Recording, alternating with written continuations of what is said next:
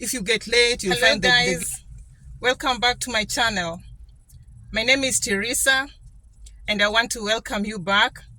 And today's video is about my experience at the American Embassy in Nairobi, my interview experience.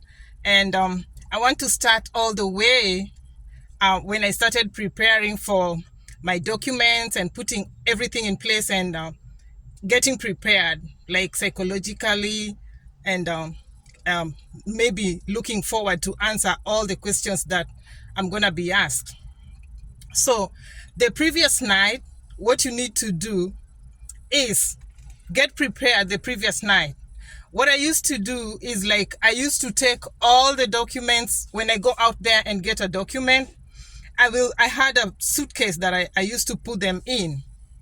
So in that suitcase, I knew very well that everything is there, that when I go to the embassy, I'm not gonna lose anything. So put your documents aside, look for somewhere that you put them inside, that you know that every other time all your documents are put in the right place, so that when you're at the interview, you're not shocked that you left something at home. Because sometimes you just like pick and maybe you threw another document from at another corner in the house, and by the time you're looking for it, you don't even know where it is. So put your documents together, get prepared the previous night, counter check all the documents, and be sure that you have all the documents put at one place. And what I did with my documents, I used to, like, I put them and put a small sticker note. If it's birth certificate, I'll stick there birth certificate. If it's death certificate, I take a small sticker note and put it, so that when you're asked, can we have this and this, you just flip the documents and you see it written. It's easier than fumbling around with the documents. So that was that. And then I went to the embassy in the morning. And note that in the morning, you have to be there by 7, if only maybe something have changed. So I was there by 7, and when I reached there, already the queue was very long. So please, on this case, please have transportation. Because when you're taking something like a public vehicle, a public means, you'll never know if you can get late. It's very easy for you to get delayed with the public means. And that you have to be at the embassy very early in the morning. So you have to be cautious about that. Have a proper transportation, something that you are very much aware that can take you at the embassy in the right time. So something else that you need to do, please carry cash. Don't go there with M-Pesa. Carry your cash because they don't take M-Pesa. And if you don't carry your cash, what happens? They'll tell you to go and withdraw and go back with the money. So you'll never know. You'll start roaming around, and this, that's a lot of money, because if you're one person, it's $330 for the interview. You'll start roaming around looking for where to withdraw the money, and you'll never know what can happen. So please carry cash to the embassy. Don't go with M-Pesa. Right, guys? So when you're booking these appointments, what I did, I booked everything at Gigiri. That's what I did.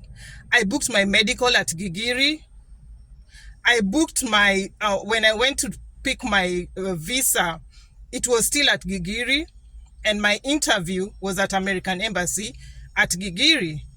So after doing my medical, I was told that I was in good health. So I decided now the next step is going to the embassy for the interview, because already I had the interview date. So I decided on that day to go and look around, check around, and see where this American Embassy is, so that on when the day of your interview, you don't start loitering around and you don't even know exactly where the embassy is. So do your things prior. so that the next morning when you're like the day of interview, in the morning when you're going to the interview at the American embassy, you know exactly where you're going, right? So just do your things, be focused, don't procrastinate, relax, right? Because I remember going to the American embassy and even talking to the security guys out there and asking them, okay, I'm coming for this interview on this day, what am I supposed to do? And they talk to you. They are good people. They'll talk to you, they'll advise you, please come here at this time, don't get late. If you get late, you'll find what I experienced at the interview at the gates. Yeah, that's what I experienced. And the day of the interview, I was there very early, and they have to scan everything that you have, and you have to leave everything behind. And even the documents, you cannot carry them in a bag or a suitcase. You have to carry them just on your hands. You just go with them carried on your hands. You have to leave all your car keys, if you have any car keys, your phone, and you switch off your phone. Yeah, so that was the experience I had at the gate. And then at the waiting room, you're just told to sit, and then they will be calling your number. I had a number, and they call your number, and you're given directions like queue here, you wait. And then I went to the first interviewer. They asked me questions, and I answered them promptly, and they told me to pay.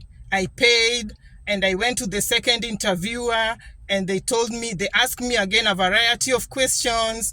And guys, I have done another video about the questions that I was asked at the embassy, so you can click on that and watch, and I'll appreciate that.